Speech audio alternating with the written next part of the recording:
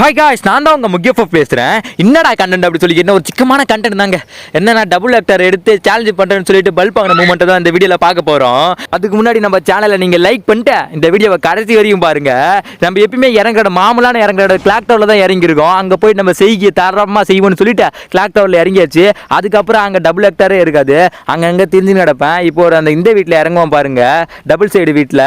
அந்த வீட்டில் போயிட்டு என்ன டபுள் ஆக்டர் என்ன கன்று இருக்குமான்னு சொல்லி தேடி கண்டுபிடிச்சிட்டு இருப்பேன். ஒரு கண்ணும் கிடைக்காது.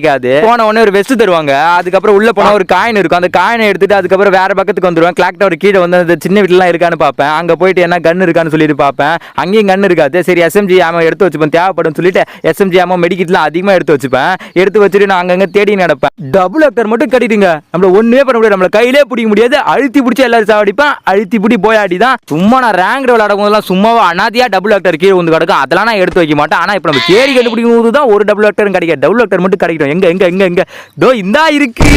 அவ்வளவுதாங்க, சின்ராஸ் இனிமே கையிலே பிடிக்க முடியாது. அன்னிலிருந்து வேற லெவல மாட்டாம அப்படின்னு சொல்லிட்டு டபுள் ஆக்டர் எடுத்துட்டு வந்தாச்சு. நம்ம யாரையும் எம்பி பையன் கீழே தூக்கி போட்டு அப்புறம் ஆமெல்லாம் கொஞ்சம் இருக்கும், அதெல்லாம் ஏறாமெல்லாம் தூக்கி போட்டு நம்மளுக்கு தேவையானதை மட்டும் கிட்டு நம்ம அந்த டபுள் ஆக்டரை மட்டும் எடுத்துட்டு நீங்க சேலஞ்ச் அப்படின்னு சொல்லி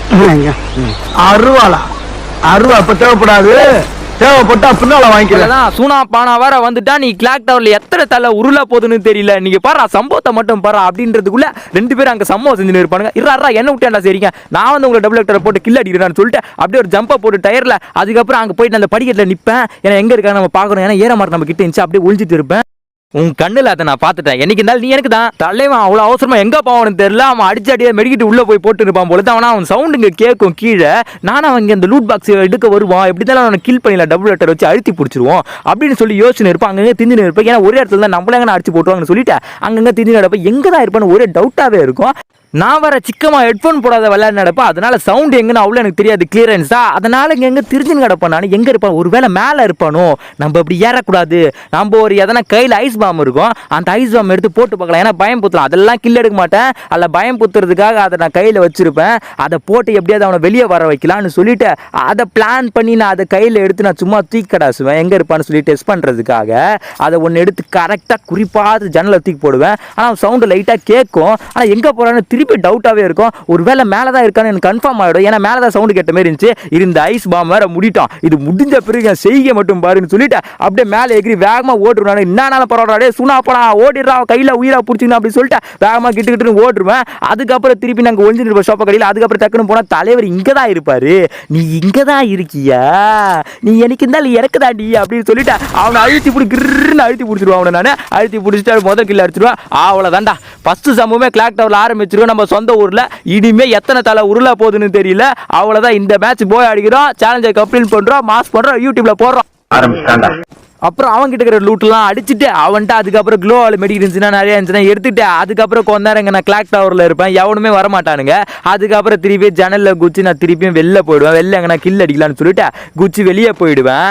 சரி, ஆங்கர் பீமசக்தி போய் கில் அடிக்கலான்னு சொல்லிட்டு போறதுக்குள்ளே தலைவன் அதிக கில் அடிச்சு சொல்லி ஆணவத்தில் தலையை குத்திட்டு வந்திருப்பான் போல இருக்கு. அது நாலு பேருக்கு நடக்காதிரியே, இந்த வாங்கிக்கோ அப்படி சொல்லி ஒரு ஷாட்டை போட்டு விட்டாச்சு. அதுக்கப்புறம் அவன்கிட்ட இருக்கிற லூட் அடிச்சாச்சு. என்ன என்ன ஐட்டங்களோ, சரியான லூட்டுக்கு நம்ம முன்னாடி அவனை அடிச்சுவான்னு சொல்லிட்டு கிட்டுன்னு ஒரு க்ளோவில் போட்டு அதுக்கப்புறம் அங்கே நிறைய க்ளோவில் இருக்கும், 20 க்ளோவல் கிட்ட இருக்கும். அவன்கிட்ட சரியான லூட்டை அடிச்சுட்டு அதுக்கப்புறம் பீமசக்திக்கு வந்தாச்சு. இங்கே அவனா இருப்பானான்னு சொல்லிட்டு இங்கே தெரியாது டபுள் ஆக்டரை கில் அடிக்கணும்னு சொல்லிட்டு ஃபுல் ஃபார்மில் இருக்கிறேன். கிளாக் டவரில் 2 கில்லு. இங்கே எத்தனை தலை உருளா போகுதுன்னு திமிராவும் திணறாவும் வந்துனுங்க.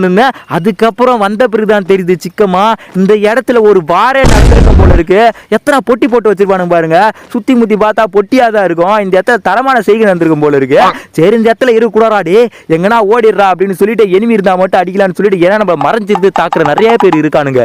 அதனால நம்ம போயிட்டு அவங்ககிட்ட சாகக்கூடாதுன்னு சொல்லிட்டு அந்த சேலஞ்சு எப்படியாவது சிக்கமா முடிச்சாவுன்னு சொல்லிட்டு அங்கங்க திருஞ்சுன்னு கிடப்பேன்.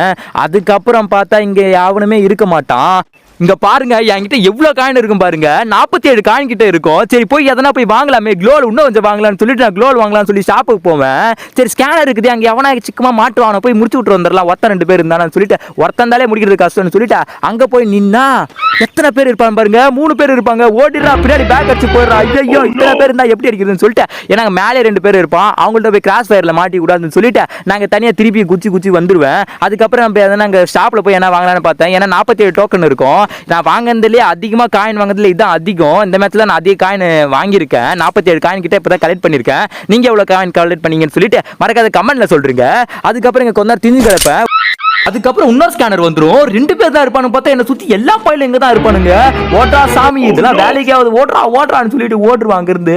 அதுக்கப்புறம் ஸ்கேனர்ல மாட்டாது எப்படி தப்பிச்சு அவனு சிக்கமா நம்ம அப்புறம் கூட ஃபைட் எடுத்துப்போம்.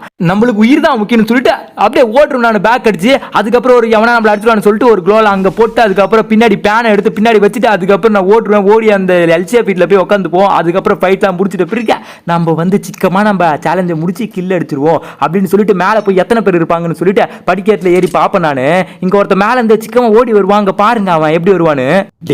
அப்படியே ஓடிடுறா கீழே வந்து அவன் உயிர் பயத்தை காமிச்சிருவானா எவ்வளவு பேர் இருக்காங்கன்னு சொல்லிட்டு அப்படியே நம்மளுக்கு மைண்ட் வாய்ஸ்ல ஓடின்னு இருக்கும். அதுக்கப்புறம் மேல போய் மாடியில் எத்தனை பேர் பாப்பான்னு பார்ப்பேன். அதுக்கப்புறம் ஒருத்தன் அங்க வந்து அங்கே நின்ட்டான். அவனுக்கு இப்ப சமாதியை கட்டுவானுங்க பாருங்க. அவனை அவள் தான் முடிச்சிருவானுங்க. அவன் எப்படி தப்பிச்சு போயிடுவான். ஆனா அவனை எவ்வளவு முடிச்சிருவானுங்க. அதுக்கப்புறம் நம்ம வேலைக்கு ஆகாது. அதுக்கப்புறம் நம்ம கீழே இறங்கி நம்ம செய்ய சம்பவத்தை செய்ய ஆரம்பிப்போம். அப்படியே கிட்டுனா அப்படியே படிக்கட்டுல கீழே இறங்கி வந்துருவேன். அவன் அப்பே போயிருக்கலாம் பின்னாடி பேக் அடிச்சு அவனை டக்குன்னு பொட்டி போட்டு விட்டுருவானுங்க அவனை. அதுக்கப்புறம் அந்த வீட்டுல போயிட்டு அவனா இருப்பான்னு சொல்லி பார்ப்பேன். திடீர்னு பார்த்தா அங்க ஒருத்த சுத்தி நடப்பான். அவனை கிட்ட தள்ளி வச்சு முடிச்சு விட்டாச்சு.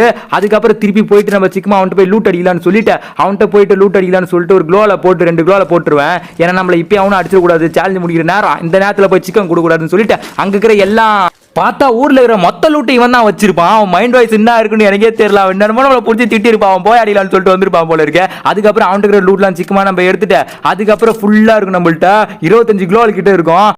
இதுவும் பத்தாதுன்னு சொல்லிட்டு பேக்ல இருக்கிற எக்ஸ்ட்ரா இதெல்லாம் கைட்டி போட்டு அதுக்கப்புறம் நிறைய க்ளோவல் எடுத்துருவேன். அதுக்கப்புறம் நம்மள்ட்ட 30 மேல க்ளோவல் இருக்கும். அந்த க்ளோவல் எடுத்துன்னு போயிட்டு ரஷ் பண்ணி வேற லெவலில் நீ சேலஞ்சை முடிக்கலான்னு சொல்லிட்டு ஒரு 34 க்ளோவல் கிட்ட இருக்கும். அப்படியே நம்ம மைண்ட்ல ஒரு திமிரு வந்துடும். சரி ரஷ் பண்ணி ஆடலான்னு சொல்லிட்டு மேலே இருக்கிற ஒரு வீட்டில் போயிட்டு ரஷ் பண்ணி ஆடலான்னு சொல்லிட்டு அப்படியே ஏறிடுவேன். இப்போ என்ன நடக்கும் பாருங்க. இந்த க்ளோவல் வச்சு சும்மா இல்லாத நான் மாட்டின ரஷ் பண்ணாத ஒழுங்கா நின்று சேலஞ்சை முடிச்சிருக்கலாம். இப்போ என்ன ஆகணும் மட்டும் பாருங்க நீங்க.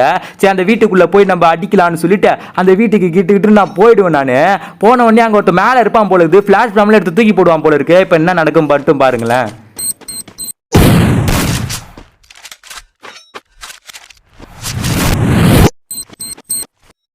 பாருங்களேன்.